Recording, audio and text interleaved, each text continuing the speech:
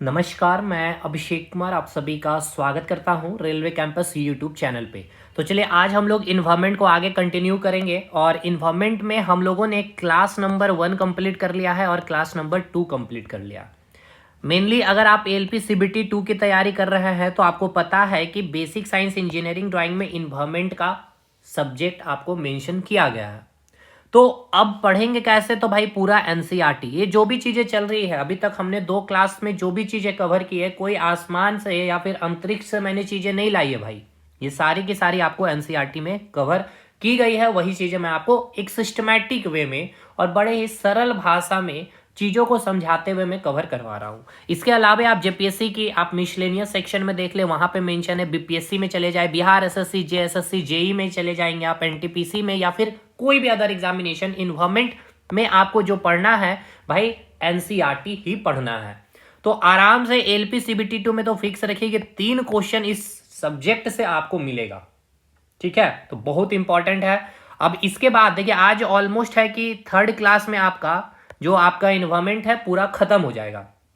एक क्लास और लगेगा जिसमें थोड़ा छोटा छोटा टॉपिक जो है, ग्रीन हाउस गैस क्या है, ग्रीन हाउस इफेक्ट क्या है, ग्लोबल वार्मिंग क्या है, ठीक है ना, ओजोन परत क्या है, यानी कि ओजोन लेयर क्या है, अम्लीय वर्षा, ये सब चीजें जो है इन्वायरमेंट से रिलेटेड है। जितने इंपॉर्टेंट कन्वेंशन हुए यानी कि जो संधिया हुई है वो सब पूछा जाता है आपसे एग्जाम में। और कुछ इंपॉर्टेंट संस्थान जो इन्वायरमेंट से रिलेटेड है, हालांकि मैंने उसको इंटरनेशनल ऑर्गेनाइजेशन में भी करवा दिया है, यहाँ पे भी मैं करवा दूंगा। और कुछ करंट इश्यू और कुछ करंट अफेयर, ठीक है, बस आपका समाप्त हो जाएगा इन्वायरमेंट। फिर आपको मैं यहाँ पे आपका बेसिक इलेक्ट्रिसिटी से चीजों को स्टार्ट करूंगा। इलेक्ट्रिसिटी बहुत अच्छा चैप्टर है, टफ भी है और सवाल भी यहाँ से पूछे जाएंगे।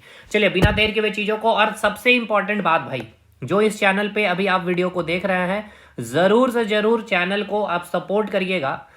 सपोर्ट इन द सेंस क्या है कि आपको चैनल को सब्सक्राइब करना है, लाइक करना है और कमेंट करके बताना है कि आपको 4th क्लास चाहिए या नहीं चाहिए। तो आप जरूर लिखिएगा नेक्स्ट 4 क्लास, ठीक है ना, 4th क्लास कमेंट में, ताकि मुझे भी लगना चाहिए कि हाँ जो वर्थ इट आपको कंटेंट मिल रहा है कि नहीं, भी चीजें आपको फायदा दे रही है या नहीं। चलिए बिना देर के हुए अब हम लोग अपने मोड में आते हैं। चलिए इन सबको हटाते हुए भाई, कल हम लोगों ने फूड चैन के बारे पढ़ा था, याद है भी या नहीं है? चलिए कोई बात नहीं, मैं सारी चीजें आपको यहाँ पे रिकॉल करवा दूंगा, कोई परेशानी वाली बातें नहीं है। हमने आपको फूड चैन का कंसेप्ट दिया था। फूड चैन में हमने क्या बात की थी, यानी कि हिंदी में जिसे कहते हैं खाद्य श्रृंखला, यानी कि एक श्रृंखला है, एक सीरीज है, एक चैन है, किसकी? खाने की। तो खाने की इन द सेंस की फूड चैन हम कहते हैं किसको है कि एक सीरीज है फूड चैन, जिसमें जो जीव हैं, ऑर्गेनिज्म जो हैं, क्या करते हैं, एक दूसरे ऑर्गेनिज्म को क्या करते हैं, ईट करते हैं, खाते हैं, किस प्रकार से? फूड की तरह। यानी कि जैसे आप यहाँ एग्जांपल देखेंगे, ये ग्रास हो गया, तो एक ऑर्गेनिज्म है, कैसा ऑर्गेनिज्म है? लिविंग ऑर्गेनिज्म, एक जीव है, सजीव जीव है। इस ग्रास को इस हिरन ने लपेटा, एक कैसा है? ये भी एक एनिमल किंगडम के अंदर आता है ये। अब इस डियर को किसने लपेट लिया? इस टाइगर ने लपेट लिया, लपेट लिया। तो देखिए क्या हुआ, ये जो ग्रास है इसको खाने के रूप में किसने खाया? हिरन ने खाया। और इस डियर को खाने के रूप में किसने खाया? इस टाइगर ने खाया। तो ये क्या एक श्रृंखला में चल रहा है ना, एक चैन बनते हुए चल रहा है। तो वही लिखा गया कि food chain is a series. तो ये आप देख पा रहे हैं, ये हो गया आपका एक सीरीज, जिसमें एक जीव को क्या कर रहे हैं, एक जीव दूसरे जीव को एक खाने की तरह, फूड की तरह खा रहे हैं। चलिए, तो ये हो गया आपका फूड चैन, यही बात यहाँ लिखी गई है। अब एक बात बतलाइए, अब यहाँ पे मेनली अगर फूड को आप खा रहे हैं, क्योंकि यहाँ मेंशन किया गया है फूड, तो फूड से हमें क्या मिलेगी, यानी इस ग्रास में जो एनर्जी होगी वो एनर्जी का ट्रांसफर इस हिरन में होगा।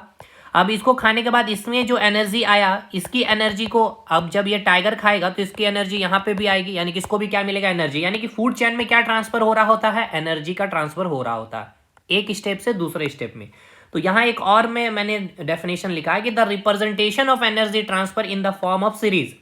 तो यहाँ पे आप फूड चेन को ऐसे भी डिस्क्राइब कर सकते हैं कि एक तो एक जीव से दूसरे जीव क्या कर रहे हैं, एक दूसरे को एक खाने के प्रकार से एक चैन, एक श्रृंखला में खा रहे हैं, या फिर एक सीरीज में क्या हो रहा है, एक श्रृंखला में क्या हो रहा है, एनर्जी का ट्रांसफर हो रहा है, जिसे हम फूड चैन कहते हैं। ये दोनों बातें एक ही हैं, समझ में आ गया? तो दोनों चीजें आपको समझ में आ गई, ये हमने कल कर भी लिया था। यहाँ पे मैंने आपको बताया था कि जो आपका एनर्जी का जो फ्लो का जो डायरेक्शन है वो कैसा होता है? Uni direction. क्यों? क्योंकि जो ग्रास है, ग्रास को खाया किसने? डियर। तो एनर्जी कहाँ आ गया? डियर के पास आया, यानी कि एनर्जी ट्रांसफर इधर हो गया। इस डियर को किसने खाया? टाइगर। तो एनर्जी एक डायरेक्शन है, तो देखिए डायरेक्शन क्या है? एक स्ट्रेट लाइन में एक यूनि डायरेक्शन है, एक दिशा है। क्या कभी ऐसा हो सकता है कि ये जो आप टाइगर को देख रहे हैं, ठीक है, क्या इस टाइगर को क्या ऐसा जा सकता है, ट्रांसफर हो सकता है एनर्जी? क्या इस टाइगर को ये हिरन खाएगा? क्या ये इस हिरन को ये ग्रास खाएगा? ऐसा हो सकता है? अगर ऐसा होगा तो फिर एनर्जी इस प्रकार से ट्रांसफर होने लगेगा? नहीं, फूड चेन में एक ही डायरेक्शन में ट्रांसफर होता है। समझ में आ गया ना? तो इसलिए यूनि डायरेक्शन क्यों है ये भी मैंने आपको समझा दिया। इसके बाद मैंने आपको एक कंसेप्ट दिया था ट्रॉपिक लेवल के बारे में। ट्रॉपिक लेवल अगर कल आपको नहीं समझ में आया तो मैं एक बार फिर से रिकॉल कर दे रहा हूं। पोषण स्तर, अभी हमने आपको क्या बताया कि इन अ फूड चैन, ध्यान से सुनिएगा, ये जो फूड चैन है इसमें क्या है, एक स्टेप से यहाँ पे यहाँ आ गया, ठीक है, दूसरा स्टेप हो गया, ये दूसरे स्टेप से ये टाइगर के पास क्या हुआ, एनर्जी आया, यानी एक स्टेप हो गया यहाँ पे, ठीक है ना, ये फर्स्ट स्टेप, ये सेकेंड स्टेप, ये थर्ड स्टेप है, यानी 3 स्टेप में क्या हुआ, एनर्जी का ट्रांसफर हुआ इस फूड चैन में। तो यहाँ लिखा गया है कि in a food chain various step where transfer of energy take place is called trophic level. Hindi वाले समझिए, लिखा ये गया है कि जो आपकी खाद्य श्रृंखला है, खाद्य श्रृंखला में जो एनर्जी का ट्रांसफर होता है एक स्टेप से दूसरे स्टेप में, यानी कि एक फूड चेन में कई सारे स्टेप होंगे कि नहीं? जैसे यहाँ पे क्या 3 स्टेप है, अभी मैं आपको और भी ज्यादा स्टेप बनाता हूं। जैसे कि देखिए यहाँ अगर मैंने लिया होगा अगर एग्जाम्पल में तो इसी से काम हो जाएगा। चलिए यहाँ पे देख लेते हैं अगर होगा तो, चलिए कोई नहीं, हम लोग यहाँ पे बना लेते हैं एक नया स्टेप में। यहाँ पे देखिएगा, सबसे पहले हमने ये आपको दिखा दिया है ये ग्रास, ठीक है, इस ग्रास को किसने खाया है, इस कीड़े ने खा लिया है, ठीक है सर। इस कीड़े को किसने खा लिया है, इस मेढक ने खा लिया है। इस मेढक को किसने खा लिया है, तो ये टाइगर ने खा लिया है। और सॉरी, मेढक को किसने खाया, स्नेक ने खा लिया है। चलिए, मेढक को किसने खा लिया, स्नेक ने खा लिया, ठीक है, और इस स्नेक को चील ने खा लिया है। अब देखिएगा क्या बात हो रही है यहाँ पे। सो ये क्या हो गया आपका, प्रोड्यूसर हो गया, उत्पादक हो गया, ये तो समझ में आ रहा है, खाना बनाने वाला। ये क्या है, कंज्यूमर, ये कंज्यूमर, ये कंज्यूमर, ये कंज्यूमर। लेकिन इसे हम क्या नाम देते हैं, प्राइमरी कंज्यूमर, इसे हम क्या नाम देते हैं, सेकेंडरी कंज्यूमर, इसे नाम क्या देते हैं, टर्सरी कंज्यूमर, और इसे क्या नाम देंगे, क्वार्टरली कंज्यूमर, या फिर जो अंत में होता है कंज्यूमर उसको हम टॉप कंज्यूमर का भी नाम देते हैं। अब देखिए यहाँ पे क्या होगा, ये आपका एक फूड चेन बन गया है। अब इस फूड चेन में क्या हो रहा है कि एक जीव को ये दूसरा जीव लपेट रहा है, ये उसके बाद ये जीव लपेटेगा, उसके बाद ये लपेटेगा, ये लपेटेगा। फूड चेन में यही हो रहा है। या फिर आप यह भी बोल सकते हैं कि इस फूड चेन में एनर्जी का क्या हो रहा है, ट्रांसफर हो रहा है इस डायरेक्शन में। तो एक स्टेप से दूसरे स्टेप, तो ये दूसरा स्टेप, ये तीसरा स्टेप, ये चौथा स्टेप, ये 5, यहाँ पे एनर्जी का ट्रांसफर 5 स्टेप में हो रहा है। तो फूड चेन का मतलब समझ में आ गया। चलिए भाई, अब आइए बढ़ते हैं, जो हमें पढ़ना है ट्रॉपिक लेवल यानी कि पोषण स्तर के बारे में। इन अ फूड चैन, यहाँ पे लिखा गया in a food chain various step, ठीक है, समझ में आ रहा है, बहुत सारे स्टेप है। वेयर क्या हो रहे हैं, ट्रांसफर हो रहे हैं एनर्जी, एनर्जी का स्थानांतरण हो रहा है, वही क्या कहलाता है आपका ट्रॉपिक लेवल। यानी कि कहने का मतलब ये है कि जो आपका यहां से एनर्जी ट्रांसफर हो रहा है, देखिएगा ध्यान से, फर्स्ट स्टेप से जो सेकेंड स्टेप में आया, ठीक है ना, फर्स्ट स्टेप से जो सेकेंड स्टेप में क्या आपका एनर्जी ट्रांसफर हुआ है, ठीक है, उसके बाद सेकेंड स्टेप से थर्ड स्टेप में आपका एनर्जी ट्रांसफर हुआ, फिर थर्ड स्टेप से फोर्थ स्टेप में एनर्जी का ट्रांसफर हुआ, और फिर फोर्थ स्टेप से फिफ्थ स्टेज में एनर्जी का ट्रांसफर हुआ। क्या मतलब, ये ग्रास को जब इस कीड़े ने खाया तो इसकी जो एनर्जी है E1 है, तो इसका कुछ एनर्जी इसमें आया, E2 हो गया। अब इस कीड़े के पास जो E2 एनर्जी है, इसको मेढक ने खाया तो इसके पास कुछ एनर्जी आया, E3 एनर्जी आ गया। अब इस मेढक को स्नेक ने खाया तो इसका कुछ एनर्जी इसमें आ गया, E4 आ गया। अब इसको चील ने खाया तो इसके पास अपना कुछ अलग एनर्जी E5 एनर्जी आ गया। समझ में आया? तो यही जो एनर्जी का जो ट्रांसफर होता है एक स्टेप से दूसरे स्टेप में, इसी को हम लोग क्या नाम देते हैं, ट्रॉपिक लेवल का नाम देते हैं, यानी कि पोषण स्तर का नाम देते हैं। मतलब ये आपका पहला ट्रॉपिक लेवल हो जाएगा, ये हो गया आपका फर्स्ट ट्रॉपिक लेवल, या फिर इसे कहेंगे प्रथम पोषण स्तर, ठीक है। इसको हम लोग क्या कहेंगे, सेकेंड ट्रॉपिक लेवल, यानी कि द्वितीय पोषण स्तर। इसको हम लोग क्या कहेंगे, थर्ड ट्रॉपिक लेवल, यानी कि तृतीय पोषण स्तर। इसको हम लोग कहेंगे फोर्थ ट्रॉपिक लेवल, यानी कि चतुर्थ पोषण स्तर। और इसको हम लोग कहेंगे फिफ्थ ट्रॉपिक लेवल, यानी कि पंचम क्या हो गया, पोषण स्तर। यानी कि ये हो गया आपका फर्स्ट ट्रॉपिक लेवल। ये फर्स्ट ट्रॉपिक लेवल किसको कह रहे हैं, प्रोड्यूसर को। सेकेंड ट्रॉपिक लेवल यहाँ कौन हो गया आपका, प्राइमरी कंज्यूमर। अब याद करिए, प्राइमरी कंज्यूमर में हमने किसको रखा था, कार्निवोर्स को या हर्बीवोर्स को। याद करिए, कार्निवोर्स को या हर्बीवोर्स को। तो हमने आपको बताया भी था भाई, कल की कंटेंट को अगर आप थोड़ा सा देखिए, मैं आपको दिखा भी रहा हूँ यहाँ पे चीजें को एकदम बढ़िया सा सिस्टमेटिक वे में मैंने इतना अच्छे से कंटेंट ही रेडी किया कि आपको कहीं से भी कोई तकलीफ नहीं होगी। देखिए यहाँ मैंने आपको दिखलाया था, थोड़ा सा नीचे चलते हैं, आपको first trophic level, second trophic level और फोर्थ ट्रॉपिक लेवल के बारे में मैंने यहाँ पे चीजें दिखलाई थी। ये कहाँ गया भाई, ये रहा। देखिए फर्स्ट ट्रॉपिक लेवल किसको कहें? अभी मैंने आपको बताया था जो खाना उत्पादन कर रहा था आपका जो हो गया क्या, प्रोड्यूसर हो गया। सेकंड ट्रॉपिक लेवल किसको रखे थे? शाकाहारी को। तीसरे में कौन आएगा? थर्ड सेकेंडरी कंज्यूमर, कार्निवोर मांसाहारी, और ये सर्वाहारी यानी कि ओमनीवोर्स आएगा, ठीक है ना। तो यहाँ पे वही बात मैंने बताया कि ये देखिए जो फर्स्ट ट्रॉपिक लेवल आपका ये हुआ है, फर्स्ट ट्रॉपिक लेवल ये जो हुआ है ये क्या है? आपका प्रोड्यूसर है। सेकेंड ट्रॉपिक लेवल कौन हुआ है? ये आपका क्या है? आपका ये कीड़ा क्या हो गया? आपका कंज्यूमर है, प्राइमरी कंज्यूमर है ना। और इसको हम लोग क्या बोलते हैं? हर्बीवोर्स। थर्ड ट्रॉपिक लेवल में कार्निवोर्स, ठीक है। फोर्थ ट्रॉपिक लेवल में ओमनीवोर्स। समझ में आ गया? तो आपसे डायरेक्ट पूछेगा फर्स्ट ट्रॉपिक लेवल में कौन? प्रोड्यूसर, हर्बीवोर्स, कार्निवोर या ओमनीवोर। सेकेंड ट्रॉपिक लेवल में कौन? प्रोड्यूसर होगा, हर्बीवोर्स होगा, कार्निवोर्स होगा या फिर ओमनीवोर्स होगा। थर्ड ट्रॉपिक लेवल में कौन होगा? तो समझ में आ गया ना अब आपको? चलिए समझ में आ गया होगा। चलिए अब हम लोग आगे बढ़ते हैं, इसको आगे लेके चलते हैं। तो यहाँ पे क्या लिखा गया है? इन अ फूड चेन, ये समझ में आ गया भाई मेरे कि इन अ फूड चेन में क्या होता है? बहुत सारे स्टेप होते हैं जहाँ पे एनर्जी क्या होता है? ट्रांसफर होता है, यानी कि एनर्जी का ट्रांसफर एक स्टेप से दूसरे, स्टेप बाय स्टेप एनर्जी का ट्रांसफर होता है। ये तो क्लियर है, समझ में आ रहा होगा आपको? बताइए कोई दिक्कत है? होप शो कि दिक्कत नहीं होगी भाई। चलिए आगे बढ़ते हैं हम लोग। अगले पॉइंट में ये लिखा गया है क्या, जो मैंने अभी आपको बतला दिया है, द ऑटोट्रॉप्स। ऑटोट्रॉप्स मतलब जो अपना खाना स्वयं बनाता है, स्वपोषी, यानी कि जिसको हम क्या कहते हैं इन्वायरमेंट में, फूड चेन में प्रोड्यूसर कहते हैं, यानी कि producer are the first trophic level, यानी कि प्रथम पोषण स्तर में कौन आएगा? किसी भी फूड चेन में पहला पोषण स्तर पे कौन होता है? उत्पादक होता है। ये अभी मैंने आपको बतलाया, ये समझ में आ गया होगा आपको कि ये जो आप देख रहे हैं, जैसे कि ये प्लांट है आपका, ठीक है, कल वाली फिगर है, ये प्रोड्यूसर है, खाना स्वयं बनाएगा, स्वपोषी, ऑटोट्रॉप है। तो ये कौन सा ट्रॉपिक लेवल पे आएगा? तो मैंने आपको बताया था ये फर्स्ट ट्रॉपिक लेवल पे आएगा। उसके बाद प्राइमरी कंज्यूमर जो है वो आपका सेकेंड ट्रॉपिक लेवल, ये मैंने आपको बतला दिया। चलिए आगे बढ़ते हैं।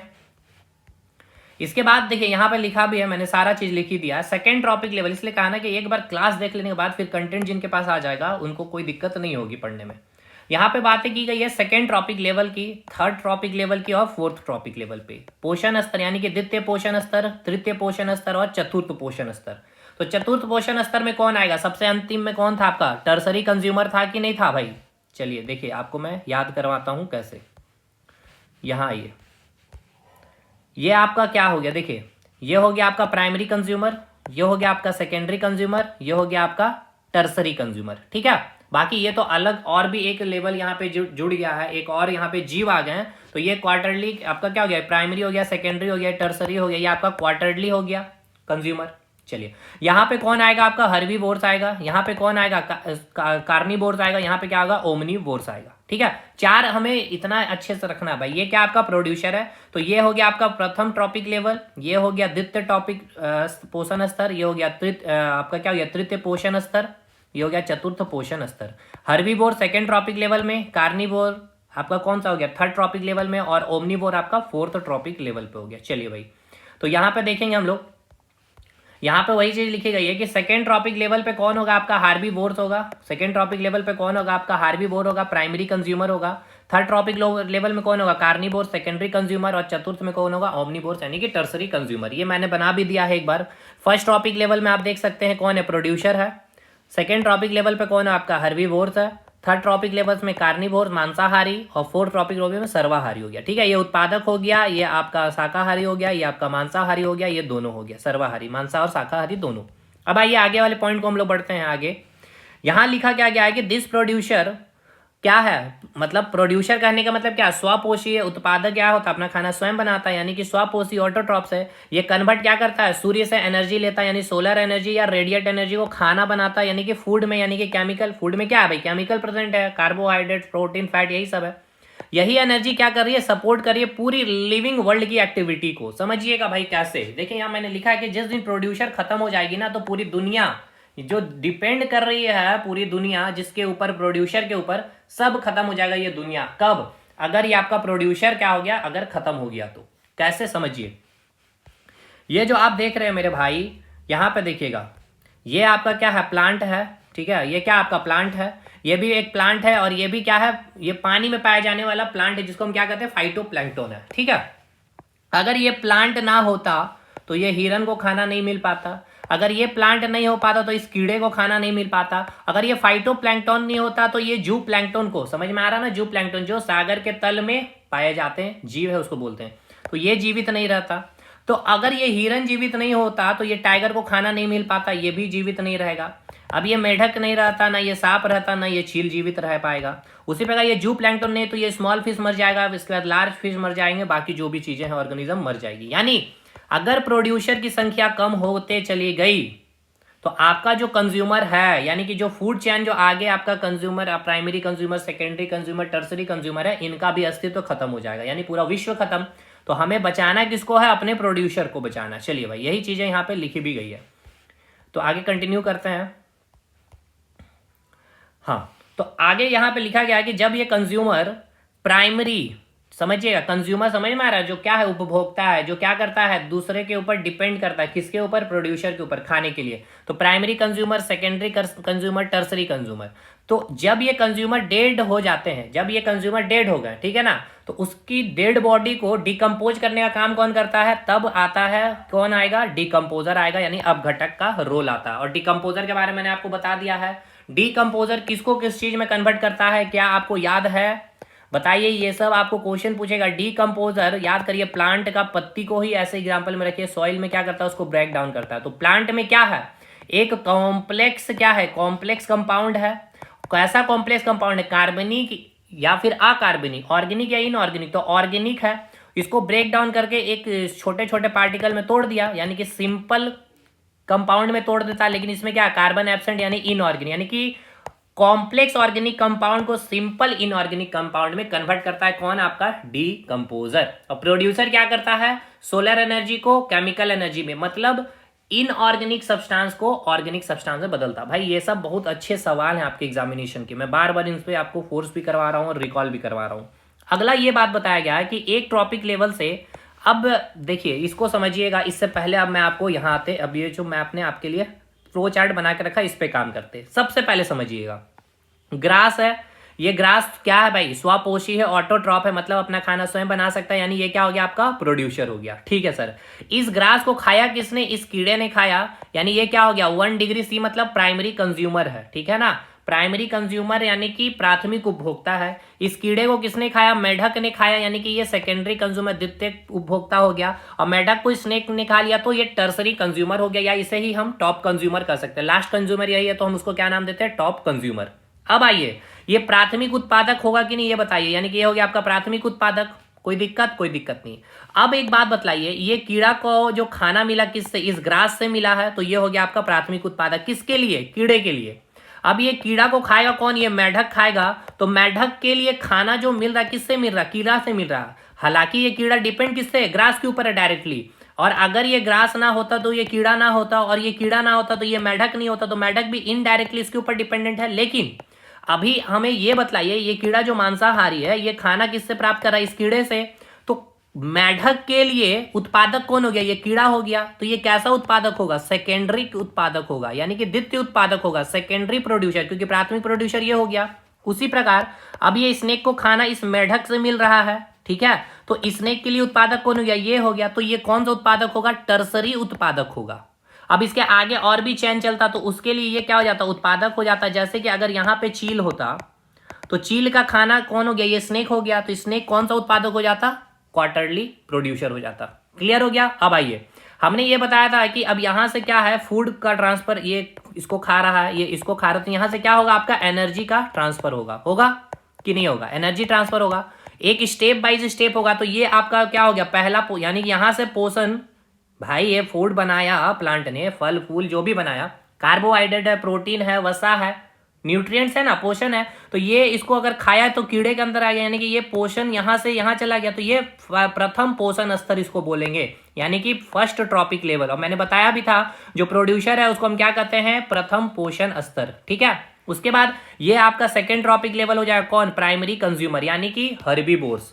टर्सरी यानी कि थर्ड ट्रॉपिक लेवल कौन हो जाएगा? आपका कार्निवोर्स, यानी कौन हो गया? आपका सेकेंडरी कंज्यूमर। उसके बाद फोर्थ ट्रॉपिक लेवल में कौन आएगा? आपका ओमनीवोर्स, यानी कि टर्सरी कंज्यूमर।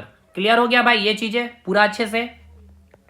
अब एक चीज यहां पे आपको समझ में आया कि उत्पादक, ये आपका प्राथमिक उत्पादक है, ये आपका द्वितीयक उत्पादक है। ये मैं बार बार इसलिए बोला क्योंकि यहां से आपका सवाल पूछा गया है जेईई वगैरह में भी। ये आपका तृतीय उत्पादक है, ठीक है, और ये आपका चतुर्थ उत्पादक है। तो तो आपको एग्जाम में लिखा रहेगा द्वितीय उत्पादक, तो आप कंफ्यूज है भाई, उत्पादक तो एक ही है, नहीं, ये आपका प्राथमिक उत्पादक, ये सेकेंडरी उत्पादक इसके लिए, ये टर्सरी उत्पादक इसके लिए, और ये चतुर्थ उत्पादक इसके लिए है, क्योंकि इसको ही तो खा करके भाई इसको अपना पेट को भर रहा है ना। हालांकि ये स्नेक किसके ऊपर डिपेंड है, मेढक के ऊपर, ये मेढक किसके ऊपर डिपेंड है, कीड़े के ऊपर, कीड़ा ग्रास के ऊपर, यानी कि ऑल ओवर देखे तो सब कोई ग्रास के ऊपर, प्रोड्यूसर के ऊपर भी डिपेंडेंट है इनडायरेक्टली, कीड़ा केवल डायरेक्टली डिपेंडेंट है, ठीक है। लेकिन अभी जैसे कि स्नेक को खाना मिल रहा है कैसे, मेढक को खाने से, तो इसके लिए उत्पादक का काम कौन करेगा, मेढक करेगा, इसलिए इसको टर्सरी उत्पादक, सेकेंडरी उत्पादक और ये प्राथमिक उत्पादक। ये क्लियर करके अब मैंने इसके बाद में अब इसको नहीं करवाऊंगा भाई, कल मैंने कराया, आज भी मैंने इसको करवा दिया। अब आइए एक टॉपिक लेवल से, अब आपको पता है यहाँ पे, चलिए पहले पढ़ लेते हैं नोट्स में क्या लिखा है, कि एक टॉपिक लेवल से दूसरे टॉपिक लेवल पे जाने से क्या होती है, सारी एनर्जी का ट्रांसफर नहीं होता है। हमने ये बताया कि ग्रास को खाया कीड़े ने, तो ग्रास ने जो खाना बनाया था तो उसमें जो एनर्जी है, जो जूल में एनर्जी है, मान लेते 100 जूल है, तो क्या उस ग्रास को कीड़े ने जो खाया 100 जूल का पूरा ट्रांसफर हो गया मेढक में, नहीं, ऐसा नहीं होता। कुछ एनर्जी का क्या हो जाता है, लॉस हो जाता है। अब समझिए क्या होता है। प्रोड्यूसर यानी कि उत्पादक, स्वापोषी, ऑटोट्रॉप यानी कि प्लांट क्या करता है, सन से जो लाइट मिलती है, तो सन से लाइट जो आ रही है, लाइट क्या है, एक एनर्जी है, तो उस लाइट का मात्र 1% एनर्जी को क्या करती है, कैप्चर कर पाती है प्लांट, और अपनी फूड को तैयार कर लेती है, मात्र और मात्र 1% एनर्जी। सोचिए क्यों कहा जाता है सन जो है मेन सोर्स ऑफ एनर्जी है, ठीक है ना, क्योंकि जो सनलाइट आ रहा है, ठीक, सनलाइट आ रहा, मान के चलिए कि 100 जूल एनर्जी आ रहा, इसका मात्र 1%, 1 जूल एनर्जी किसने लिया, प्लांट ने लिया, और अपना खाना बना लिया, और इस प्लांट पे ये हम सभी कंज्यूमर क्या है, डिपेंडेंट है, पूरा वर्ल्ड इसी के ऊपर डिपेंडेंट है। तो सन की मात्र 1% एनर्जी से ही पूरा विश्व चल रहा है। अगर मान लीजिए सूर्य की एनर्जी लाइट आना बंद हो जाए तो प्लांट क्या करेगा, फोटोसिंथेसिस नहीं कर पाएगा, तो खाना नहीं बनेगा, तो प्लांट जीवित नहीं, तो प्लांट नहीं तो प्राइमरी कंज्यूमर नहीं होगा, प्राइमरी कंज्यूमर नहीं तो सेकेंडरी कंज्यूमर नहीं होगा, टर्सरी कंज्यूमर नहीं होगा। समझ में आ गया ना। तो यहाँ पर ये बात लिखी गई है कि पूरे सन का जो है मात्र 1% एनर्जी को कैप्चर करती है प्लांट और अपना फूड तैयार करती है, जिस पर कंज्यूमर क्या है, हम और आप क्या है, डिपेंडेंट होते हैं। इसी 1% एनर्जी से पूरी दुनिया चल रही है। जैसा मैंने कहा इकोसिस्टम में, देखिए ये वेरी वेरी इंपॉर्टेंट है, जो इकोसिस्टम है, इकोसिस्टम क्या है सर, मैंने बताया पारिस्थितिकी तंत्र क्या है, जहां जैविक और अजैविक दोनों एक दूसरे के साथ एक विशेष क्षेत्र में दोस्ती कर लेते हैं, उसको हम कहते हैं इकोसिस्टम। तो इकोसिस्टम में ऊर्जा का जो मुख्य स्रोत है, चाहे वो टेरेस्ट्रियल इकोसिस्टम हो या फिर एक्वेटिक इकोसिस्टम है। मैंने आपको याद करिए, एक्वेटिक इकोसिस्टम भी जब मैंने पढ़ाया तो मैंने आपको क्या बतलाया था, ध्यान से समझिएगा भाई, बहुत इंपॉर्टेंट चीज है, बारीकी से चीजों को पढ़िए। हमने आपको जब एक्वेटिक इकोसिस्टम इसमें पढ़ाया तो मैंने क्या बताया था, एक्वेटिक मतलब पानी में क्या किस प्रकार से इकोसिस्टम बन रहा है, और वहां पे प्रोड्यूसर कौन है, तो मैंने क्या बताया था, वहां पे प्रोड्यूसर जो होता है फाइटोप्लैंक्टन होता है, यानी कि प्लांट जो होता है सागर में पाए जाने वाले प्लांट को क्या कहते हैं, फाइटोप्लैंक्टन। उसके बाद मैंने एक बात बताया था फाइटोप्लैंक्टन में, कि फाइटोप्लैंक्टन पानी में कहां पाया जाता है, तो सागर की जो ऊपरी तल है यानी वाटर बॉडी के अपर लेयर में। क्यों, क्योंकि यहां मैंने लिखा था क्योंकि उसी ऊपर लेयर में क्या है, सूर्य का प्रकाश पहुंच पाता है, तो सन का लाइट जहां आएगा वहीं पे आपको फाइटोप्लैंक्टन, क्योंकि तभी तो वो प्रकाश संश्लेषण क्रिया करेगा। तो इसीलिए यहां बहुत इंपॉर्टेंट है कि सूर्य का अगर एनर्जी नहीं है तो भाई ये इकोसिस्टम भी, इकोसिस्टम कोई भी इकोसिस्टम सरवाइव कर ही नहीं पाएगा, ठीक है ना, चाहे तालाब हो, चाहे स्थल में हो, चाहे पानी में हो, चाहे झरने में हो, चाहे ग्रास हो, चाहे गार्डन हो, कुछ भी हो, सनलाइट इंपॉर्टेंट है। वही बात लिखी गई कि इकोसिस्टम में ऊर्जा का प्रमुख स्रोत सोलर रेडिएशन यानी कि सोलर एनर्जी है। अब यहां पे बात करेंगे कि कितना एनर्जी का ट्रांसफर होता है। जैसे कि ये ग्रास को खाया ये कीड़ा, तो कितना एनर्जी ट्रांसफर होगा, इस कीड़े को खाया इस मेढक ने तो कितना एनर्जी ट्रांसफर होगा, इस कीड़े को स्नेक ने खाया तो कितना ट्रांसफर होगा। ये सब आपके सवाल पूछा गया, जीता जागता एग्जाम्पल आप देख सकते हैं प्रीवियस ईयर क्वेश्चन, और मैं कराऊंगा भी आपको वहां से। देखिए क्वेश्चन में ये आगे बढ़ते हैं हम लोग। तो जब ग्रीन प्लांट या प्रोड्यूसर की बात की जाए जो प्राइमरी कंज्यूमर को खाएगा, ठीक है ना, ग्रीन प्लांट को कौन खाएगा, प्राइमरी कंज्यूमर खाएगा, तो मात्र समझिएगा 90% जो एनर्जी होता है वो क्या होता है, इन्वायरमेंट में लॉस हो जाता है। मात्र 10% एनर्जी ही क्या होता है, वो नेक्स्ट टॉपिक लेवल में ट्रांसफर होता है। इसे ही हम 10% लॉ कहते हैं, या फिर इसे लेमन लिंडे मेन कहा जाता है। देखिए समझिएगा ये क्या है, पहले वो समझ लीजिए, उसके बाद नोट्स हम लोग पढ़ेंगे। देखिए ये आपका क्या है, ग्रास हो गया, ठीक है ना, ये आपका क्या हो गया, ये आपका ग्रास है, ठीक है। इस ग्रास को किसने खाया, इस कीड़े ने खाया, चलिए, और इस कीड़े को किसने खा लिया, इस मेढक ने खाया। अभी हम इतने ही रखेंगे, ठीक है। चलिए ये हो गया आपका प्राइमरी कंज्यूमर, ये हो गया आपका सेकेंडरी कंज्यूमर, और ये क्या हो गया आपका प्रोड्यूसर हो गया, ठीक है। ये क्या हो गया आपका प्रोड्यूसर हो गया। अब ध्यान से समझिएगा, ये ग्रास ने क्या किया, अपना फूड बनाया है भाई फोटोसिंथेसिस करके। चलिए इस फूड में मान के चलते हैं कि इसमें 100 जूल एनर्जी है, ठीक है। लेकिन जो लिंडेमैन साहब थे, ठीक है ना, लिंडेमैन साहब ने क्या है, उन्होंने जो मैं यहाँ लिख भी दे रहा हूँ, लिंडेमैन जो है, ठीक है ना, इन्होंने अपनी एक थ्योरी दी, 10% लॉ दिया। 10% लॉ में कहने का मतलब इनका ये था कि जो एनर्जी होगी प्रोड्यूसर के पास में, उत्पादक के पास में, तो उसका 90% एनर्जी क्या होता है, वो लॉस हो जाता है, और मात्र 10% एनर्जी ही क्या हो पाता है, वो आगे दूसरे पोषण स्तर में यानी कि ट्रॉपिक लेवल पे ट्रांसफर हो पाता है। अब ये लॉस कहां हो रहा, तो समझिए, जैसे कि ये ग्रास है, इस ग्रास ने फूड बनाया, ठीक है, तो अब इसमें इस फूड में 100 पर जूल है, तो इसमें से जो 90% यानी कि 90 जूल जो है, ये अपने लाइफ प्रोसेस को कंटिन्यू करने के लिए, यानी कि अपने आप को जीवित रखने के लिए, वो 90 जूल को अपने अंदर ही इस्तेमाल खर्च कर लेती है। जैसे कि अब देखिए, इस प्लांट को खाना बनाना तो अपने रूट से क्या करेगा, जल को ट्रांसफर करना होगा। उसके बाद इसमें अब बहुत सारे न्यूट्रिएंट्स है सॉइल से ये लेकर के पास करेगा, तो अपना लाइफ प्रोसेस को ही क्या करना है, सरवाइव करने के लिए 90 जूल खपत कर लेते हैं अपने अंदर में। और जब इस ग्रास को कोई कीड़ा खाता है तो मात्र 10 जूल ही आ पाता है। समझ में आया, ये है आपका 10% लॉ 90% लॉस और 10% क्या होता है, एनर्जी ही केवल ट्रांसफर हो पाती है। चलिए आगे बढ़ते हैं। अब यहां पर समझिए, ये जो आपका ग्रास था, इसने खाना बनाया, तो 100 जूल खाने मतलब एनर्जी है इसके पास, तो 100 जूल में हम इसको 10% में बांटते हैं, तो 90 जूल हो गया और 10 जूल हो गया। अब ये जो 90 जूल है, ये क्या हो गया, ये प्लांट ही अपने आप को, अपने लाइफ प्रोसेस को क्या करने के लिए, कंटिन्यू करने के लिए, अपनी जीवन जीविका को आगे बढ़ाने के लिए क्या करते हैं, अपने अंदर ही 90 जूल अपने ही अंदर खर्च करती है। मात्र ये 10 जूल क्या होता है, ट्रांसफर होगा। ये 10 जूल कहां आ गया, कीड़े के पास। यानी कि कीड़े के पास कितना आया, इसके पास था 100 जूल, इसके पास कितना आया, 10 जूल आया, ठीक है। अब देखिए मजे वाली बात देखिए, मेढक अब इसको खाएगा, तो मैंने क्या बोला कि 10 जूल इसके पास एनर्जी है, तो अब इसका 90% करते हैं और इसका 10% करते हैं। तो 10 जूल का 90% यानी कि क्या हो गया, 9 जूल, और 10% क्या हो गया आपका 1 जूल। हुआ कि नहीं भाई, चलिए कैसे हुआ सर, 10 जूल इक्वल्स टू हम मान लेते हैं ये 100% है, तो 10% क्या होगा भाई, 10% 1 जूल होगा, 10% क्या हो जाएगा, 1 जूल हो जाएगा। और 90% कैसे होगा, इसको 90 से मल्टीप्लाई करेंगे तो 90% हो गया, तो इधर भी 9 से मल्टीप्लाई करेंगे तो कितना हो गया, 9 जूल हो गया। समझ में आया, तो ये 9 जूल कहाँ खर्चा हो जाएगा, इस कीड़े को अपना जीवन जीने के लिए, और ये 1 जूल क्या होगा आपका, ट्रांसफर हो जाएगा मेढक में। तो यानी मेढक जो खाया कीड़े को, तो कितना एनर्जी इसको मिला, 1 जूल मिला। समझिए, अब प्रोड्यूसर के पास एनर्जी कितना, 100 जूल। जो शाकाहारी आया उसको 10 जूल मिला मात्र, और जो मांसाहारी आया उसको कितना मिला, 1 जूल। तो समझ में आ रहा ना, क्यों डॉक्टर कहते हैं या फिर बहुत सारे लोग कहते हैं कि हमें जितना हो सके शाकाहारी खाना, फल फूल साग सब्जियां, जो हरी सब्जियां होती है वो सब क्यों खानी चाहिए। देखिए नॉनवेज एक तरह से कैटलिस्ट का काम करता है, समझिए, ठीक है ना, मतलब कि अच्छे को और अच्छा करना होता है ना, जैसे वो काम करता है। जैसे कि आपने खाना खाया, ठीक है ना, तो आपने क्या किया, आपने एक खा लिया, तो प्रोटीन आपने ले लिया, ठीक है, तो महीने में आपने 2-3 बार आपने कुछ नॉनवेज खा लिया, वो फिर ठीक है।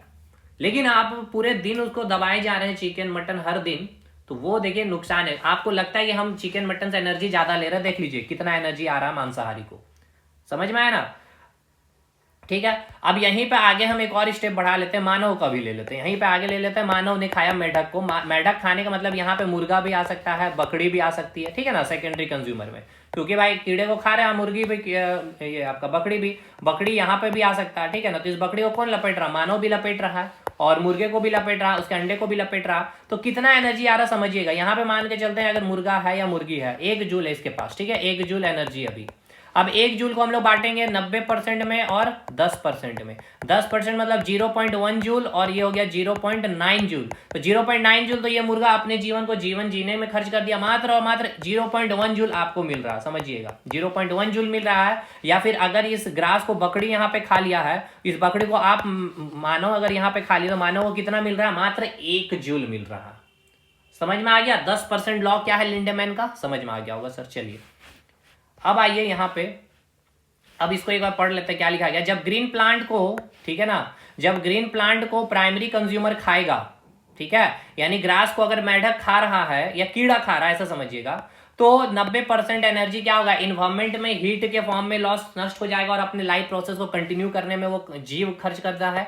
मात्र 10% एनर्जी ही नेक्स्ट ट्रॉपिक लेवल में ट्रांसफर हो पाता है, यानी कि नेक्स्ट ट्रॉपिक लेवल मतलब एक पोषण स्तर से दूसरे पोषण स्तर पे जा पाता है। इसे ही हम लोग 10% का लॉ कहते हैं, या लॉ क्या है, लेमंड लिंडेमैन ने दिया था, इसलिए इसको कहा जाता है लिंडेमैन का 10% लॉ। अब यहाँ पे देखिए समझिएगा, ये आपका प्रोड्यूसर है, यानी कि ये क्या हो गया, आपका उत्पादक है। जैसे कि यहाँ मैं लिख दिया हूं, ये हो गया आपका ग्रास, ठीक है। अब इस ग्रास के पास एनर्जी कितना है, यहाँ पे दिखाया गया 1,00,000 जूल है। कितना है, 1,00,000 जूल है। अब जब हम आगे ऊपर बढ़े हैं तो प्रोड्यूसर को कौन खाएगा, प्राइमरी कंज्यूमर खाएगा, खाएगा ना भाई, कौन खाएगा, प्राइमरी कंज्यूमर। मान के चलते हैं, यहाँ मैंने लिख दिया है ग्रास को खाया किसने, कीड़े ने खाया भाई। चलिए भाई, कीड़े ने खा लिया। अब कीड़े के पास कितना आएगा एनर्जी, इसका 10%, ठीक है ना, क्योंकि 90% क्या हो जाएगा, लॉस हो जाएगा।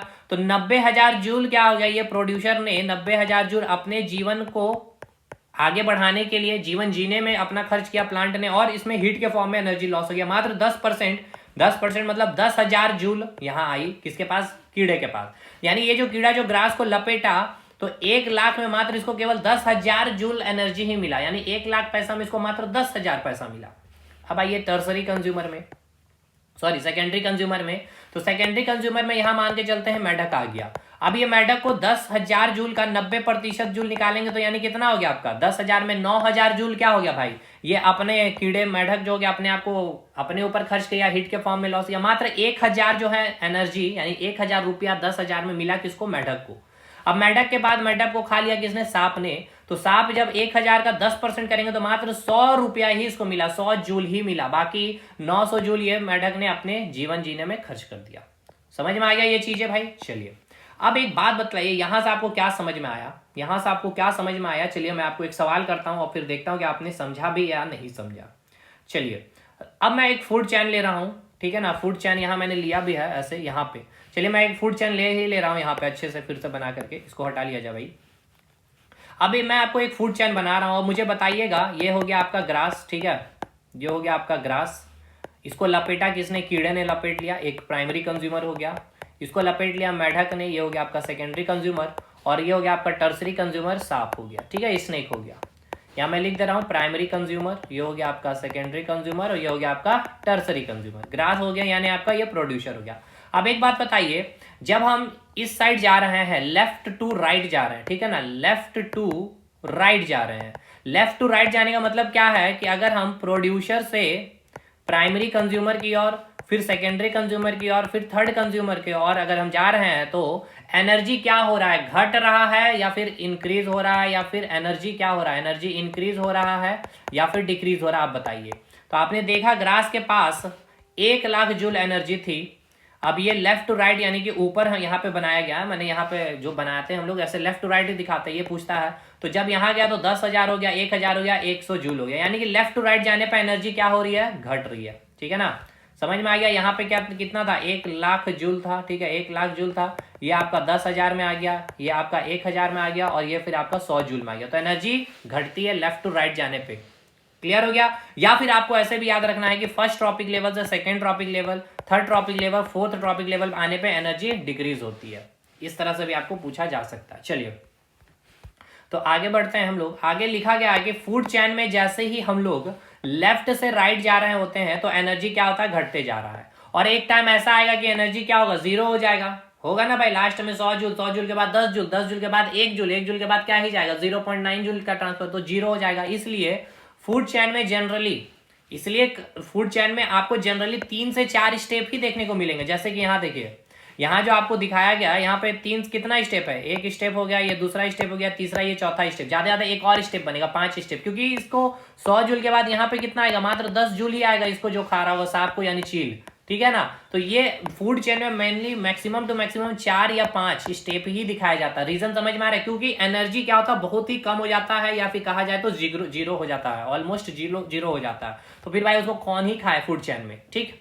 इसलिए चलिए आगे बढ़ते हैं हम लोग। इसलिए प्रोड्यूसर की संख्या ज्यादा होनी चाहिए। समझ में आ रहा ना भाई, प्रोड्यूसर की संख्या कितना होना चाहिए। एक बात बताइए, अगर प्रोड्यूसर की संख्या नहीं, यानी ग्रास, हरे प्लांट, पौधे नहीं रहे, तो भाई क्या होगा, आगे कंज्यूमर जो है आपके, उनके जीवन क्या होंगे भाई, खत्म हो जाएंगे। इसलिए प्रोड्यूसर की संख्या क्या होनी चाहिए, ज्यादा होनी चाहिए, और होती भी है प्रोड्यूसर की संख्या ज्यादा। चलिए इसलिए पूछा भी जाता है ये लाइन, इसलिए किसी भी इकोसिस्टम के लोअर ट्रॉपिक लेवल मतलब सबसे नीचे कौन है आपका, फर्स्ट ट्रॉपिक लेवल है ना भाई, फर्स्ट ट्रॉपिक लेवल है।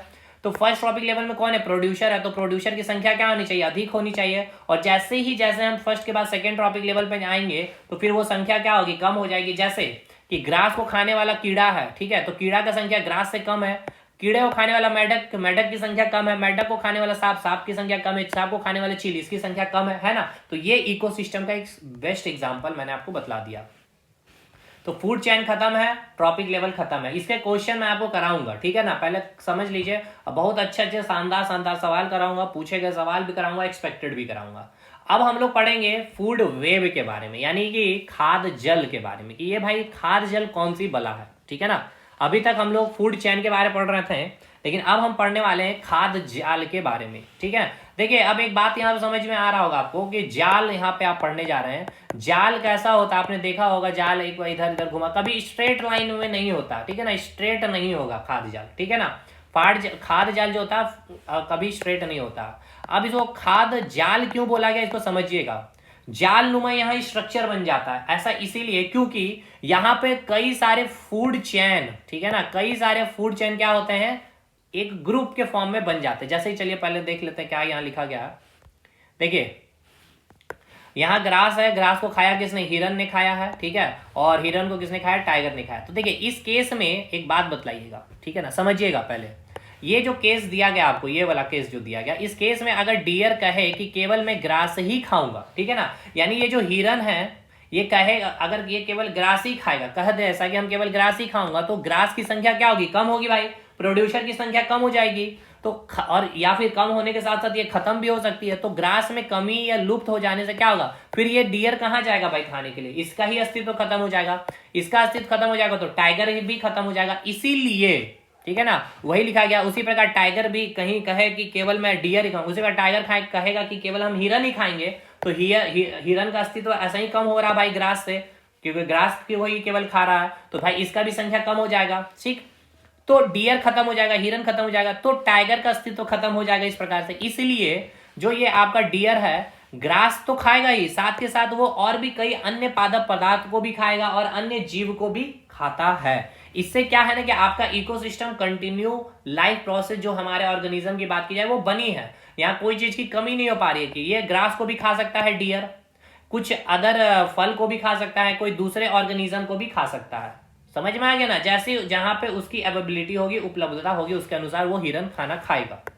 तो अब आगे बढ़ते हैं, फूड वेब के कंसेप्ट को अब हम लोग आते हैं, समझते हैं कि साथ और भी पदार्थ को फूड की तरह लेता है। चलिए उसी प्रकार टाइगर भी डियर के साथ साथ अदर, अब टाइगर ऐसा तो नहीं केवल हिरन को ही खाएगा, वो दूसरे जीव को भी खा सकता है भाई, खा सकता है कि नहीं, बिल्कुल खा सकता है। तो अदर एनिमल को भी फूड की तरह खाता है। इसी कारण समझिएगा, इसी कारण ये जो फूड चेन है ना स्ट्रेट नहीं होता, एक जाल बन जाता है जिसे हम फूड वेब कहते हैं। समझ में आया भाई। अब कैसे ये नहीं आया होगा मुझे पता है, मैं अभी आपको पूरा समझाऊंगा। आगे बढ़ते हैं, पहले समझिए। इफ फूड वेब नंबर, देखिए समझिएगा, जो फूड वेब है ना, इन food web number of food chain, यानी बहुत सारे फूड चेन, खाद्य श्रृंखला जो होता है ना, एक दूसरे से इंटरलिंक होते हैं। खाद्य जाल में एक से अधिक खाद्य श्रृंखला आपस में क्या होते हैं, संबंधित होते हैं। जैसे कि अभी मैप को पहले देखिए, इसमें आपको सब कुछ समझ आएगा। एनसीईआरटी का ये लिया गया नोट्स है, पिक है। देखिए ये आपका ग्रीन प्लांट हो गया, ये आपका कोई ग्रीन प्लांट है, फूल हो गया, ये कोई पेड़ हो गया, यहाँ पे पेड़ है, ये आपका एक अलग ट्री है। अब एक बात बतलाइए, ये क्या है आपका, ये क्या है आपका, ये क्या है आपका, ये क्या है आपका, ये क्या आपका, ये सभी क्या है आपके प्रोड्यूसर है, ठीक है। यहाँ मैं लिख दे रहा हूँ, ये सभी क्या है आपके प्रोड्यूसर है। अब देखिए इस प्लांट को इसने खाया है, इसको इसने खा लिया, इसको इसने खा लिया, इसको इसने खा लिया, ठीक है, ये एक फूड चेन बन गया। उसे इस प्लांट को इसने खाया है, उसके बाद इसको इसने खा लिया, इसको उसके बाद ये इसने खा लिया, तो ये एक अलग फूड चेन बन गया, ये एक अलग फूड चेन बन गया, ये एक अलग फूड चेन बन गया। तो ये एक जाल बन गया, जाल नुमा स्ट्रक्चर बन गया, यानी कि इसमें कई सारे फूड चेन क्या हो गए, इंटरलिंक हो गए। अब समझिएगा, जो डियर को केवल टाइगर नहीं खाएगा और भी चीजें खाएगा। मैंने बताया ना भाई कि हिरन केवल ग्रास ही नहीं अदर भी प्लांट को खाएगा। देखिए कैसे, सबसे पहले यहाँ आइए, ये आपका जो मैं यहाँ पे दिखलाता हूँ, देखिए जैसे कि ये देखिए आपका मान के चलते हैं, ये कोई भी घास होगा, कुछ भी है, इसको खा कौन रहा है, चूहा खा रहा है, ठीक है। अब इस चूहे को देखिए, ये बिल्ली भी खा रहा है, इसको यहाँ पे कोई दूसरा जानवर वो भी खा रहा है, इसको भाई ये सांप भी खा रहा है, ठीक है, चूहे को। उसी प्रकार ये घास को ये भी खा रहा, तो ये बिल्ली भी खा रही है, ये खरगोश भी खा रहा, जो भी है, ये बकरी भी खा रहा। ये बकरी को आप देखिए कौन कौन लपेट रहा है, ये टाइगर भी लपेट रहा है और ये बकरी को मानव भी लपेट रहा है, लपेटता है ना भाई। तो यानी कि ये ग्रास, केवल ये जो खरगोश है ये केवल ग्रास के ऊपर ही डिपेंडेंट नहीं है, या फिर ये जो आप देख रहे हैं इसको, ये केवल किसके ऊपर डिपेंड है, केवल ग्रास के ऊपर ही डिपेंडेंट नहीं है, ये इसको भी खा के पेट भर सकता है, ये इसको भी खा के पेट भर सकता है। ये आपका क्या हो जाता है, एक इंटरलिंक हो जाता है, बन जाता है, एक जाल नुमा स्ट्रक्चर बन जाता है। इसी को हम क्या कहते हैं, फूड वेब कहते हैं। समझ में आ गया ना भाई। चलिए अब आगे बढ़ते हैं हम लोग। तो फूड वेब समझ में आया कि नहीं, कि फूड वेब मतलब क्या है, एक जाल है जहां पे सारे फूड चेन आपके आपस में क्या हो जाते हैं, इंटरलिंक हो जाते हैं। ऐसा इसीलिए ना भाई, जैसे कि ये एग्जांपल देता है कि हम मानव जाति लोग केवल फल खाएं, सेब, और कोई दूसरा फल नहीं खाएं, तो भाई फल क्या होगा, इस समाज में बचेगा नहीं बचेगा।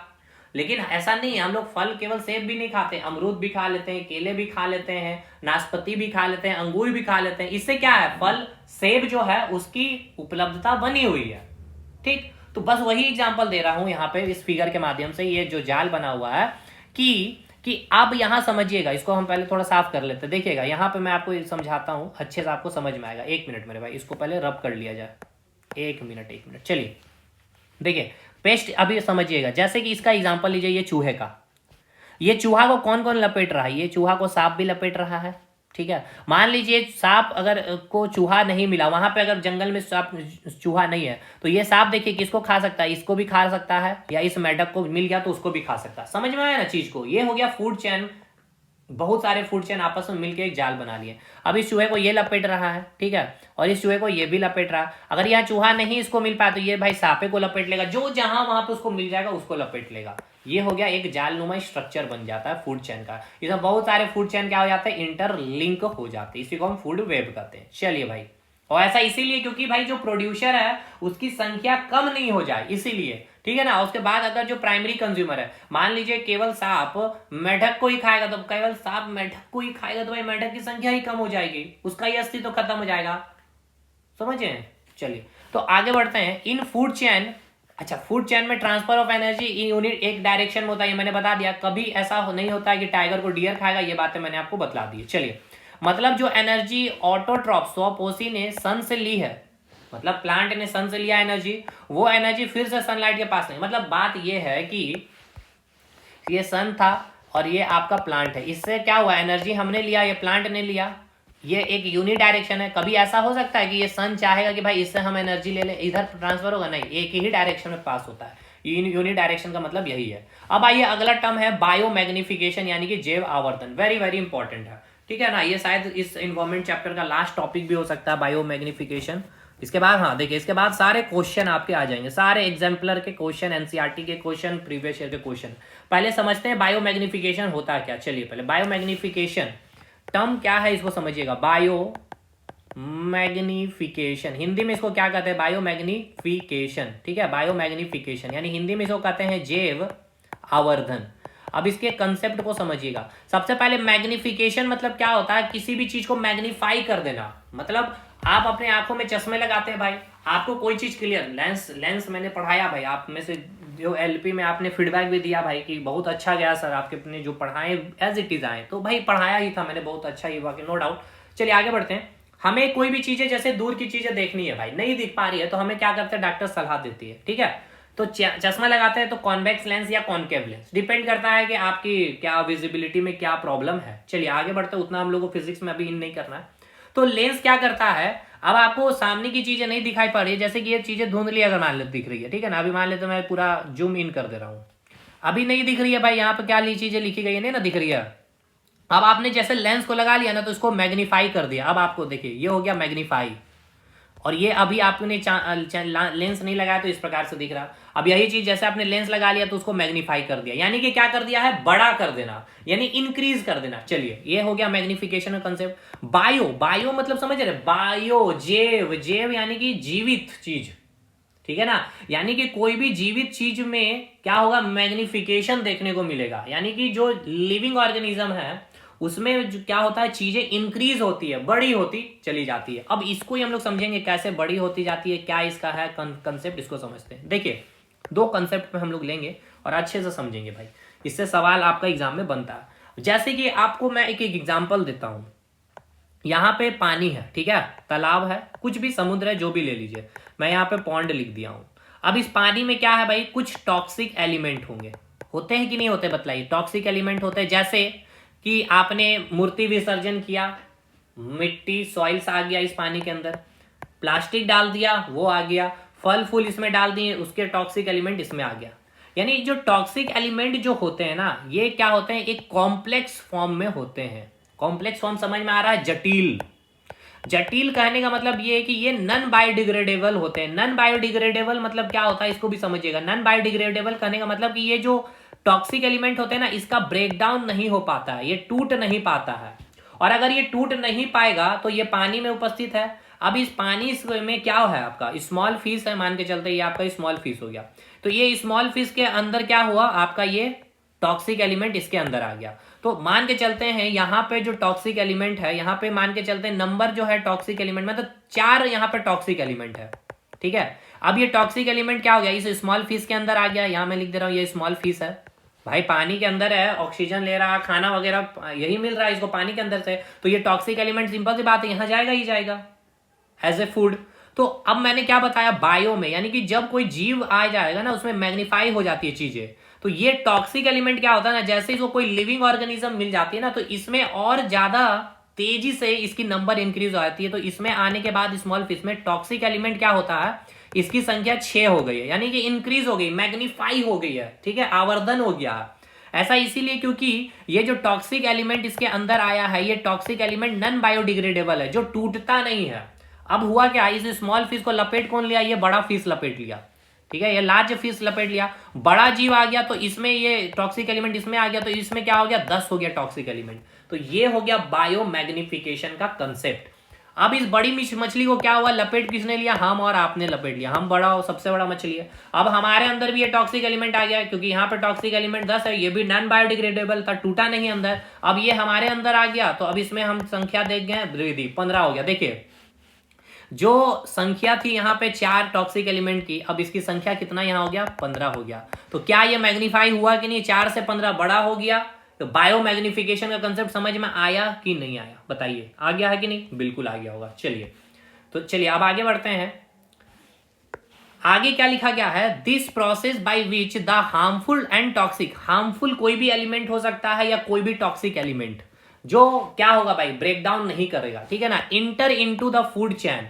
अब ये जो टॉक्सिक एलिमेंट है, ये क्या हो गया, एक फूड चेन के अंदर आ जाता है। जैसे कि यहाँ पे आपने देखा फूड चेन बना हुआ था, पानी के अंदर स्मॉल फिश को लार्ज फिश ने लपेटा, लार्ज फिश को हम आदमी, तो एक फूड चेन में क्या हुआ, टॉक्सिक एलिमेंट क्या हो जाता है, इंटर कर जाता है।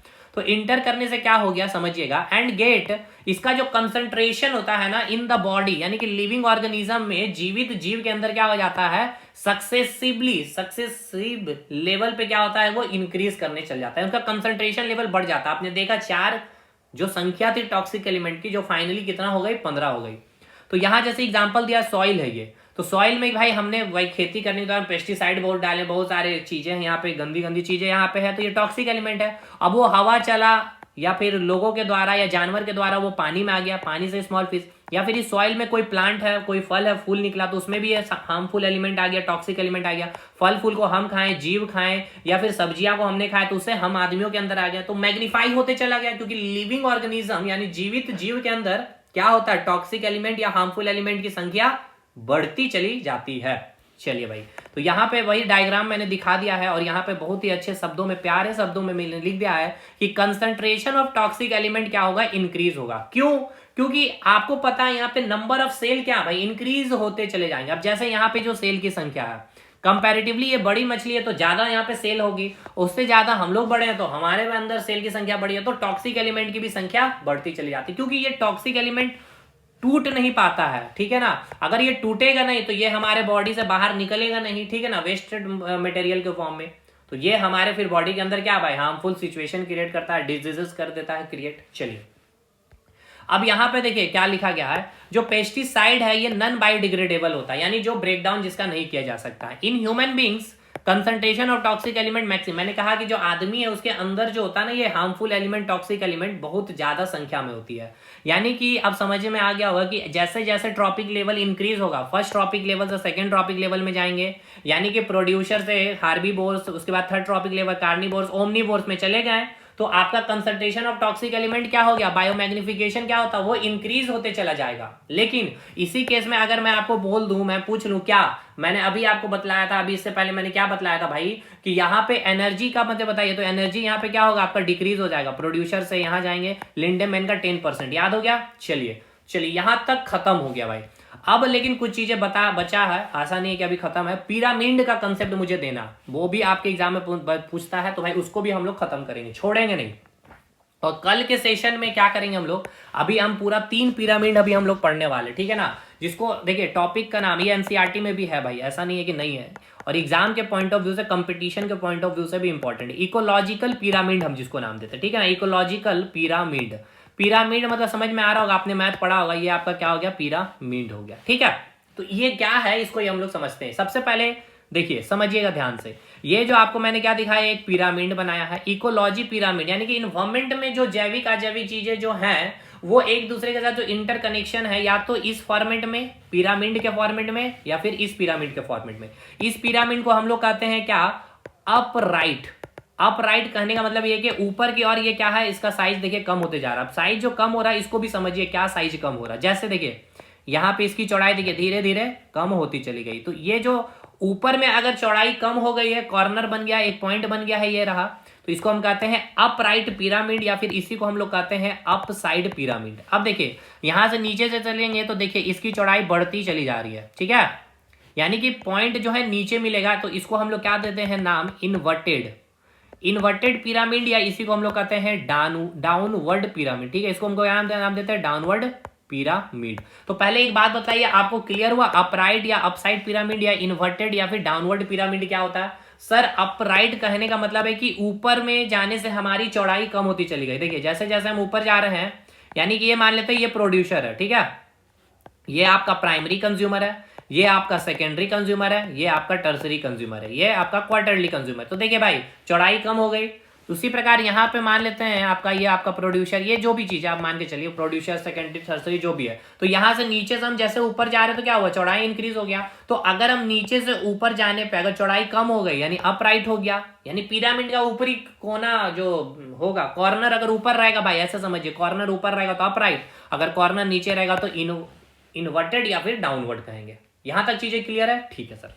अब ये जो इकोलॉजिकल पिरामिड जो है ना, 3 टाइप्स के होते हैं। कौन कौन से, पहले उसको पहले लिख लेते हैं, उसके बाद समझते हैं। पहला टाइप जिसे हम कहते हैं एनर्जी पिरामिड, क्या कहेंगे सर हम उसको, एनर्जी पिरामिड। चलिए मैं इसको लिख दे रहा हूं, एनर्जी पिरामिड, मतलब इसका मतलब ये है कि हम लोग एनर्जी को पिरामिड में दर्शाएंगे।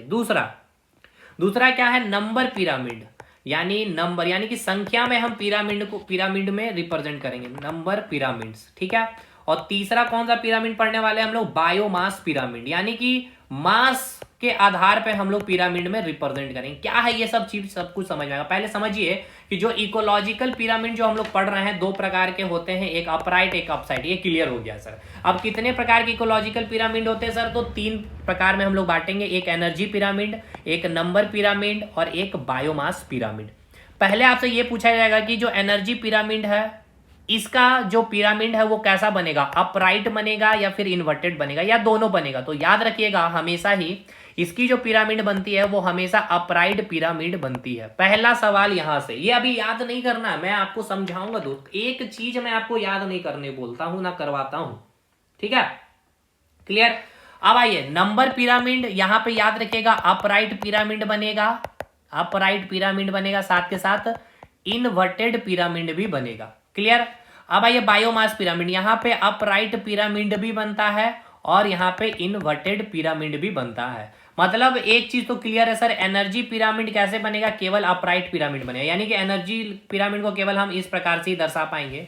लेकिन जो आपका नंबर पिरामिड है वहां अपराइट भी मिलेगा और इन्वर्टेड भी मिलेगा, यानी कि हम नंबर को, हम पिरामिड को ऐसे भी रिप्रेजेंट कर पा रहे होंगे और ऐसे भी कर पा रहे होंगे। उसी प्रकार बायोमास पिरामिड में भी हम लोग अपराइट और इन्वर्टेड पिरामिड दोनों रिप्रेजेंट कर सकते हैं। अब चलिए कैसे होगा नहीं होगा पहले समझते हैं एक एक करके। सबसे पहले एनर्जी पिरामिड की बात करते हैं। एनर्जी पिरामिड की बात करते हैं। देखिए भाई, अभी मैंने आपको बताया एनर्जी के बारे में, इकोलॉजी में आपको मैंने बताया, फूड चेन में मैंने क्या बतलाया था, मैंने एनर्जी का एक लॉ दिया था, 10% लॉ दिया था सर, बिल्कुल दिया था सर। यहां आपने बताया था सर, ये आपका ग्रास हो गया, ग्रास को इस कीड़े ने लपेटा, इस कीड़े को मेढक ने लपेट लिया सर, और इस मेढक को सांप ने लपेट लिया था। तो हुआ क्या था सर, हुआ कुछ नहीं था। मैंने एग्जांपल दिया था कि यहाँ पे 1,00,000 जूल एनर्जी है, तो इसके पास मात्र 10 के जूल ही पहुंचा, 10% का अकॉर्डिंग इसके पास 1,000 जूल ही पहुंचा, और इसके पास 100 जूल ही पहुंचा। अब समझिएगा, 1,00,000 को रखने के लिए हमको स्पेस ज्यादा चाहिए। यस सर, ज्यादा है तो भाई ज्यादा चाहिए। इसको रखने में उससे कम चाहिए, हमको चाहिए सर, उससे कम ये हो गया तो और भी स्पेस कम चाहिए, इससे हमें और भी स्पेस कम चाहिए। अब देखिएगा, सबसे पहला मैंने ये घर बनाया है, ये 1,00,000 का है, ठीक है ना, 1,00,000 का ये हो गया आपका घर जूल, ठीक है, इकाई दाई सैकड़ा हजार 10,000 लाख। अब इसके बाद हमको 10,000 चाहिए, तो भाई देखिए अब स्पेस कम हो गया है, पैसा कम हो गया है ना भाई, तो तिजोरी की साइज भी छोटी हो गई है, 10,000 जूल हो गया। 10,000 के बाद अब 1,000 में आ गए भाई, तो चलिए 1,000 वाली तिजोरी की साइज छोटी हो गई। उसके बाद एक और साइज हो गया सर 100 जूल में, तो ये साइज और भी छोटी हो गई। अब देखिए ये कैसा स्ट्रक्चर बना है मेरे भाई, अगर आप देखेंगे तो ये अपराइट पिरामिड बना है या नहीं बना है। अब एक बात बतलाइए, क्या कभी एनर्जी इधर आ पाएगा? क्या मेढक सांप को लपेट लेगा? क्या ऐसा हो सकता है? क्या ये कीड़ा मेढक को लपेट लेगा? क्या ऐसा हो सकता है कि ये घास जो है ये इसको लपेट लेगा? नहीं, यानी कि कभी इस साइड ग्राफ नहीं बन सकता। यानी कहने का मतलब ये है कि यहां से एनर्जी कभी इधर नहीं आएगी, यानी कि इसका कभी पिरामिड ऐसे नहीं बन सकता है। हमेशा बनेगा तो ये अपराइट पिरामिड ही बनेगा। और यही बात मैंने अभी आपको यहाँ बताया था कि जो एनर्जी पिरामिड है वो कैसा बनता है? Upright pyramid. क्यों? अब यहाँ मैं लिख दे रहा हूँ, क्योंकि जो एनर्जी का जो ट्रांसफर होता है वो क्या होता है? यूनि डायरेक्शन होता है। यानी क्या होता है? यूनि डायरेक्शन यानी एक दिशा में होता है। अब आइए नंबर पिरामिड की बात करते हैं। अब हम लोग बात करेंगे नंबर पिरामिड। ये दोनों तरह से हम इसको रिप्रेजेंट कर सकते हैं, अपराइट पिरामिड भी और इन्वर्टेड भी। कैसे सर, ये बतलाइएगा। चलिए देखिए, ये जो आप ग्रास बनाए हैं, चलिए यहां बना ले रहे हैं सेकंड नंबर, ये जो हम ग्रास बनाए हैं, एक बात बताइए, ग्रास की संख्या भाई बहुत ज्यादा है या नहीं ज्यादा है? बताइए, कोई दिक्कत है इसमें? कोई दिक्कत है? कोई दिक्कत नहीं है, ग्रास है। अब ग्रास को खा कौन रहा है? खरगोश मान के चलते हैं। एक बात बताइए, खरगोश की संख्या कितनी होगी? क्या ग्रास से ज्यादा हो सकती है सर? नहीं हो सकती, यानी इसकी संख्या कम है। हम एक एग्जांपल ले रहे हैं कि इसका संख्या 1,00,000 है, ठीक है ना, इसका संख्या 1,00,000 है, तो इसका संख्या हम मान के चल रहे हैं। देखिए यहाँ पे 10% नहीं करेंगे, यहाँ पे हम कर दे रहे हैं, यहाँ पे हम कर दे रहे हैं 1,00,000 है ना, तो हम कर दे रहे हैं 50,000 इसका संख्या, 50K है खरगोश की संख्या, ठीक है। अब खरगोश को खा रहा है, खरगोश को कोई भी खा ले भाई, खरगोश को कौन खाता भाई? खरगोश को कौन खाता है? उल्लू। हाँ, चलिए यहाँ पे खरगोश नहीं करेंगे, यहाँ कीड़ा ही करते हैं, क्योंकि अभी तक हम लोग कीड़ा करते हैं तो वो समझ में आएगा। कीड़ा है भाई, खरगोश को कीड़ा खा रहा है, घास को कीड़ा खा रहा है, और इस कीड़े को कौन खा रहा है? आपका मेढक खा रहा है। तो मेढक का संख्या सिंपल सी बात है, कम जाएगा, इसकी संख्या 20,000 आ गई है। मेढक को खाने वाला कौन है? सांप है, स्नेक है, तो इसकी संख्या कितनी हो गई? मान के चलते हैं 1,000। तो ये वही एनर्जी वाला हो गया कंसेप्ट कि ये डिक्रीज हो रहा है सर, यानी कि ये कि हम ग्रास को जो दिखा रहे हैं सर, ग्रास को ऐसे चौड़ा करके दिखाए हैं 1,00,000 में, ठीक है। उसके बाद हम सर कीड़े को दिखाए हैं सर 50,000 में, ठीक है सर, कोई बात नहीं। उसके बाद सर हमने इसको दिखा दिया 20,000 में, किसको? मेढक को, और उसके बाद 1,000 में हमने दिखा दिया सर सांप को। तो ये तो सर अपराइट पिरामिड हो गया। हाँ भाई, मैंने तो कहा भाई कि जो आपकी नंबर पिरामिड है, ये रहा, ये जो आपकी नंबर पिरामिड है वो आपका अपराइट पिरामिड बनता है। अब हमें ये बताइए सर कि इन्वर्टेड पिरामिड कैसे बनेगा। चलिए भाई, तो हम आपको दिखाते हैं इन्वर्टेड पिरामिड। अभी ये याद रखिएगा, जो यहां मैं लिख दे रहा हूं, ये जो इन्वर्टेड पिरामिड बनता है, केवल एक ऐसा इकोसिस्टम है, वो कौन सा? Tree ecosystem. याद रखिएगा, ये बहुत इंपॉर्टेंट चीज मैं बता रहा हूं, मेरे ख्याल से यूट्यूब में बहुत कम मिलेगा आपको कंटेंट ये वाला। ट्री इकोसिस्टम जो है, जो आपको इन्वर्टेड इकोसिस्टम में आता है, नंबर के अनुसार। नंबर पिरामिड अगर आप बनाएंगे तो ट्री इकोसिस्टम, चलिए हम लोग बनाते हैं, ठीक है ना भाई, ट्री इकोसिस्टम बनाते हैं। चलिए ट्री इकोसिस्टम बनाते हैं। ट्री मान के चलते हैं, यहाँ पे मैंने एक ट्री बना दिया है, उसी प्रकार 2 ट्री बना दिया, 3 ट्री बना दिया। तो मैं एक जंगल का आपको एग्जांपल दे रहा हूँ, फॉरेस्ट, ठीक है। अब ये फॉरेस्ट में बहुत सारे ट्री होंगे, इस प्रकार से बहुत सारे ट्री होंगे। अब इस ट्री के ऊपर में क्या होंगे? छोटे छोटे कीड़े होंगे। तो मुझे लगता है कि जंगल में जो पौधे हैं उससे ज्यादा में क्या होंगे? कीड़े होंगे, ठीक है ना, यानी कि कीड़ा सबसे ज्यादा होगा मेरे ख्याल से, ठीक है। ये कीड़ा इतना ज्यादा हो गया, ये आपका हो गया प्लांट, ट्री। अब इस कीड़े को लपेट कौन रहा है? चिड़िया। तो चिड़िया की संख्या तो और भी इससे ज्यादा है कि नहीं भाई? यानी यहाँ जो आप चिड़िया देखेंगे इसकी संख्या और भी ज्यादा हो गई है। यानी अब इसका जो आप ग्राफ देख रहे हैं ये कैसा ग्राफ आ रहा है? देखिए ये इन्वर्टेड ग्राफ बन गया। चलिए एक बार फिर से हम करते हैं आपको, इसको अब हम लिख करके करते हैं।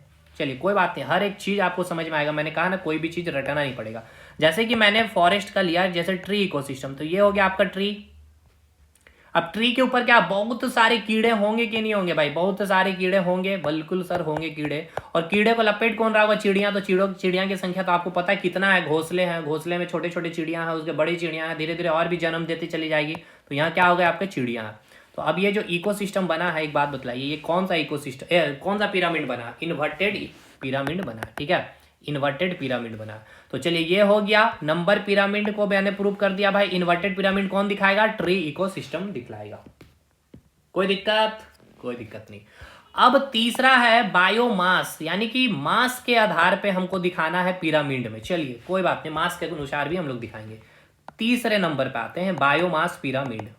बताइए कहीं समझ में नहीं, में कोई दिक्कत हो रहा है कि नहीं? कहीं तो मेरे ख्याल से तो नहीं हो रहा होगा भाई, अगर जो पूरे लेक्चर को अगर ईमानदारी पूर्वक देखेंगे। Biomass pyramid. और भाई अगर अच्छा लग रहा सपोर्ट जरूर करे भाई, क्योंकि और भी कंटेंट आपके लिए बना हुआ है, मलाईदार कंटेंट।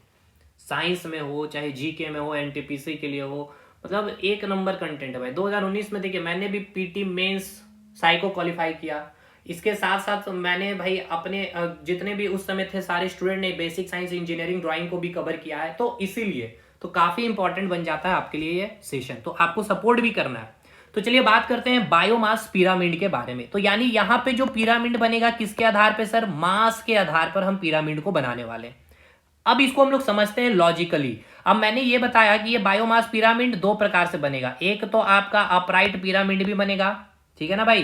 क्या बनेगा? अपराइट, मैं लिख दे रहा हूं, अपराइट पिरामिड भी बनेगा और आपका इन्वर्टेड पिरामिड भी बनेगा। यहां पे अब मैं आपको, मुझे क्या करना है? प्रूव करना है, ठीक है ना? मुझे क्या करना है भाई? मुझे प्रूव करना है कि सर अपराइट और इन्वर्टेड दोनों प्रूव करके दिखाइए, ठीक है? चलिए तो मैं प्रूव करके दिखाता हूं।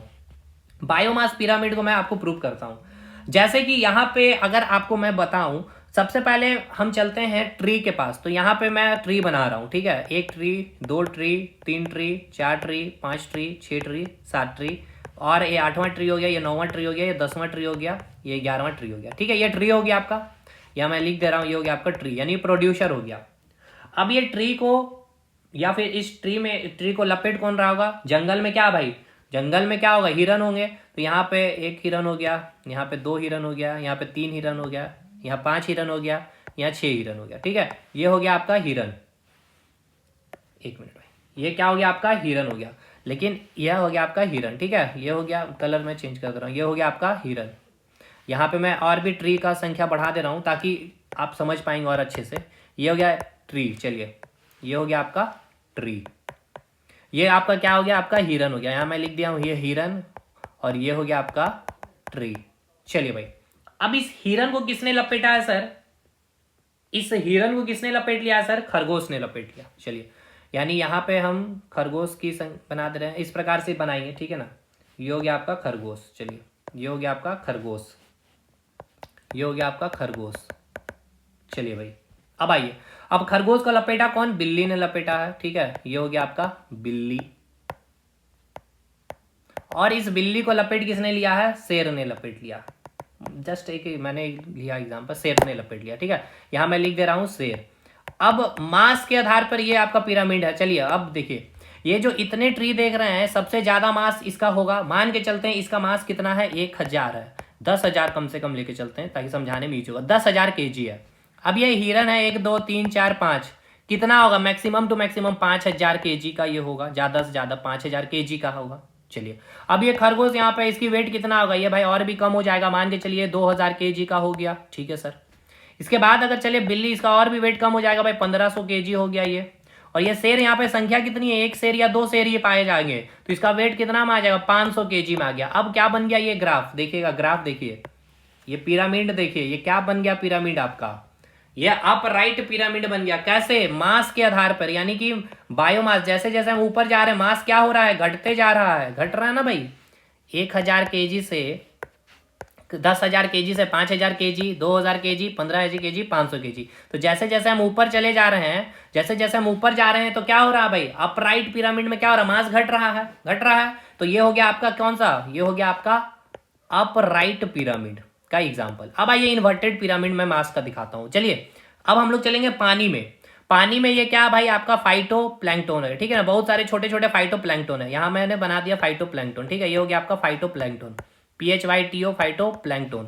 अब इसको खा कौन रहा है, यहाँ पे छोटे छोटे क्या है, जू प्लैंकटन है, ये हो गया आपका जू प्लैंकटन, ये हो गया आपका जू प्लैंकटन। चलिए भाई, अब इस जू प्लैंकटन को खाएगा कौन, खाएगा स्मॉल फिश खाएगी, स्मॉल फिश खाएगी, स्मॉल फिश को कौन खाएगा, लार्ज फिश खाएगा, ठीक है। अब देखिए वेट बताइए, इसका वेट क्या है भाई, मान के चलिए 10 ग्राम होगा, इसका वेट भाई जू प्लैंकटन का उससे थोड़ा सा ज्यादा हो जाएगा, मान के चलते 100 ग्राम। स्मॉल फिश कम से कम 1 kg का हो गया और लार्ज फिश 2 kg का।